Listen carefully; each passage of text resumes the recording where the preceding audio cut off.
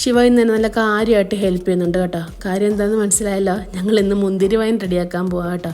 അപ്പം വാങ്ങിച്ചുകൊണ്ട് വന്ന മുന്തിരി നന്നായിട്ട് അടർത്തി കഴുകി വൃത്തിയാക്കി വെച്ചു കേട്ടോ.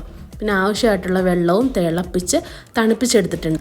എല്ലാവരും ചെയ്യുന്ന പോലെയൊക്കെ തന്നെയാണ് കേട്ടോ. വ്യത്യാസം എന്താണെന്ന് വെച്ചാൽ ജസ്റ്റ് ഒന്ന് സ്റ്റീം ചെയ്യുന്നുണ്ട്. അതെൻ്റെ ആൻറ്റി പറഞ്ഞു തന്നൊരു ടിപ്പാണ് കേട്ടോ. ആൻറ്റി നല്ലൊരു അടിപൊളി വൈൻ സ്പെഷ്യലിസ്റ്റാണ്.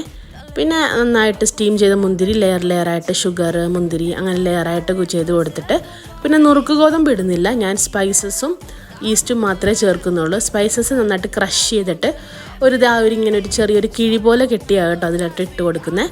പിന്നെ തിളപ്പിച്ച് വെച്ചിരിക്കുന്ന വെള്ളം നന്നായിട്ട് തണുപ്പിച്ച് ഒഴിച്ചു കൊടുക്കുന്നു. അതിൻ്റെ ഇടയ്ക്ക് അനിക്കുട്ടി ഗുഡ് നൈറ്റ് പറയാൻ വന്നതാണ്. ഇനിതാ കെട്ടിപ്പൂട്ടി ഭദ്രമായിട്ട് ഇനി ഒരു 21 ദിവസം ഇങ്ങനെ തന്നെ ഇരിക്കട്ടെ. ഡെയിലി നന്നായിട്ട് ഇളക്കി കൊടുക്കണം കേട്ടോ. തട്ടുമുട്ടൊക്കെ കേട്ട് ഓരോരുത്തരായിട്ട് പൊങ്ങി വരുന്നുണ്ട്. അപ്പോൾ ശരി, ബൈ.